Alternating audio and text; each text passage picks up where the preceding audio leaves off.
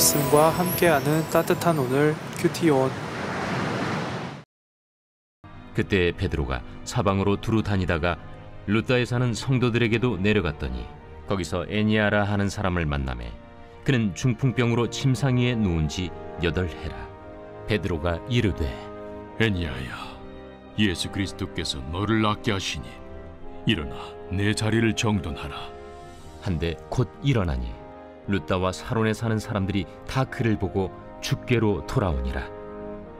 욥바에 다비다라 하는 여제자가 있으니 그 이름을 번역하면 도르가라. 선행과 구제하는 일이 심히 많더니 그때 병들어 죽음의 시체를 씻어 다락에 누이니라. 룻다가 욥바에서 가까운지라. 제자들이 베드로가 거기 있음을 듣고 2 사람을 보내어 지체 말고 와달라고 간청하여 베드로가 일어나 그들과 함께 가서 이르매 그들이 데리고 다락방에 올라가니 모든 과부가 베드로 곁에 서서 울며 도르가가 그들과 함께 있을 때에 지은 속옷과 겉옷을 다 내보이거늘 베드로가 사람을 다 내보내고 무릎을 꿇고 기도하고 돌이켜 시체를 향하여 이르되 다비다야, 일어나라. 그가 눈을 떠 베드로를 보고 일어나 앉는지라. 베드로가 손을 내밀어 일으키고 성도들과 과부들을 불러들여 그가 살아난 것을 보이니 온 욥바 사람이 알고 많은 사람이 주를 믿더라. 베드로가 욥바에 여러 날 있어 시몬이라 하는 무두장이의 집에서 머무니라. 오늘의 큐티온을 기도함으로 시작합니다. 기도하겠습니다. 은혜와 사랑이 넘치시는 하나님 아버지, 오늘도 주님의 은혜 가운데 저희가 말씀의 자리에 서게 되었습니다. 주님이 말씀하시는 바를 마음에 새기고 다시금 깊이 묵상하며 삶의 자리를 살아갈 수 있는 저희들 될 수 있게 하여 주옵소서. 이 모든 말씀 예수님의 이름으로 기도드립니다. 아멘. 9장에서 계속되었던 사도 바울에 대한 이야기가 일단락되고 이제 사도행전의 저자 누가는 베드로에게로 시선을 돌립니다. 예루살렘과 온 유대와 사마리아와 땅끝 그리스도의 복음이 널리 전하여지는 생생한 현장을 누가는 계속해서 드러내고 있는 것입니다. 오늘 말씀은 베드로가 일으킨 2개의 기적을 기록하고 있습니다.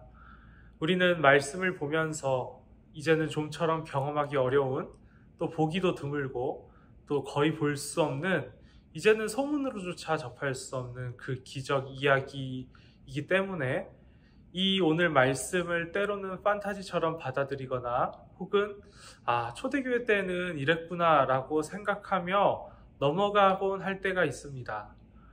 그러나 이 2개의 기적은 과거의 캐캐묵은 영광의 이야기이거나 놀라운 사건의 이야기가 아닌 우리의 삶으로 이어지는 이야기라는 사실을 우리가 기억할 필요가 있습니다. 그렇다면 과연 어떻게 오늘 이 말씀은 우리의 삶과 이어질 수 있을까요? 오늘의 본문이 진짜 하고 싶어하는 이야기를 따라가면 쉽게 알 수 있습니다. 사도행전은 성령행전이라는 별명을 가지고 있습니다. 베드로는 성령의 일하심 가운데 놓여있는 사람입니다. 베드로가 인식을 하든 인식을 하지 않고 있든 오늘 말씀 안에서의 베드로는 성령의 일하심 가운데 있는 것입니다.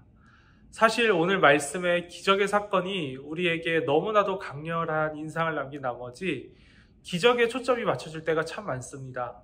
그러나 진짜 중요한 것은 기적이 아니라 베드로가 성령의 이끄심으로 온 유대의 사방을 돌아다니고 있는 중이라는 것을 우리는 기억할 필요가 있습니다. 성령은 2000년 전에만 계시는 분이 아니시죠. 지금도 일하시는 성령님이십니다. 그래서 성령 행전은 28장에서 끝난 것이 아닙니다. 어떤 교회는 사도행전 29장을 쓰자는 슬로건을 걸기도 합니다. 성령은 베드로를 룻다와 욥바로 그 베드로를 보내신 것처럼 이곳저곳 온 땅끝으로 우리를 보내시는 분이십니다. 여러분이 서 계신 그곳이 성령님이 보내신 자리임을, 성령님이 일하시기 위해 세운 자리임을 기억할 수 있으면 좋겠습니다. 기적으로부터 눈을 돌려 베드로의 행동을 바라보면 보이는 것은 베드로가 중풍병자를 일으키고 죽은 자를 살려낼 때 예수 그리스도의 이름과 기도로 나아가는 그 모습을 우리는 발견할 수 있습니다. 우리는 베드로의 이러한 모습에 집중해야 합니다. 사건의 중심에 베드로가 있었던 것이 아니라, 기적이 있었던 것이 아니라 성령님이 계셨습니다. 그리고 성령님께서는 예수의 이름과 기도 가운데 움직이셨습니다. 그렇다고 조건처럼 예수님의 이름을 읊조리고 주문처럼 기도를 외우는 것을 해야 한다고 말하는 것은 아닙니다.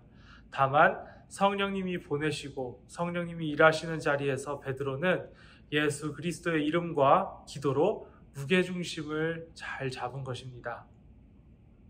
우리는 이것을 기억할 필요가 있습니다. 중풍병자를 살리는 힘, 죽은 자를 일으키는 힘, 그것이 자신에게 없음을 베드로는 알았을 것입니다. 그런데 이것이 중풍병자를 살리는 힘과 죽은 자를 일으키는 힘 뿐일까요? 우리의 삶 속에서도 필요한 힘들은 많은데 내 안에는 그 힘이 없음을 발견할 때가 참 많습니다. 그렇기에 우리는 내 인생이 참 힘이 들고 어려워 기적이 필요할 때에만 기도하는 것이 아니라 매 순간 기도해야 할 것입니다. 하나님이 여러분이 지금 서 있는 자리로, 그 자리로 부르셨습니다. 하나님께서는 그 자리에서 예수님의 이름을 의지하는 사람, 하나님께 구하는 사람과 함께 일하십니다. 이러한 믿음을 가지고 어제도 일하셨고 오늘도 일하시는 하나님을 바라보며 매 순간 겸손한 마음으로, 구하는 마음으로 예수의 이름으로 살아가는 저와 여러분이 될 수 있기를 소망합니다. 오늘의 묵상 질문입니다. 예수님의 이름은 나에게 어떤 의미인가요? 함께 이 묵상 질문을 생각하시면서 더욱더 깊은 묵상의 자리와 기도의 자리로 나아가겠습니다. 기도하겠습니다.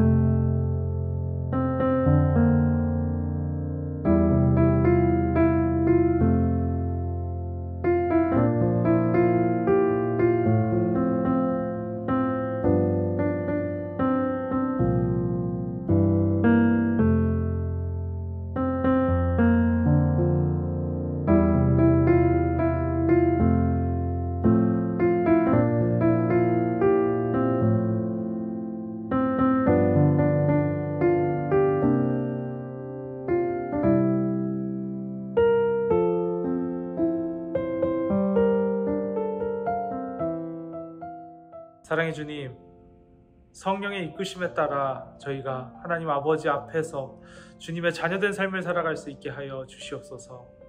예수의 이름으로 하나님께 구하는 기도로 나아갈 때 성령님께서 일하심을 오늘 보았습니다. 저희의 매 순간 삶 속에 예수의 이름과 그리고 기도가 있게 하여 주시옵소서. 이 모든 말씀 예수님의 이름으로 기도드립니다. 아멘.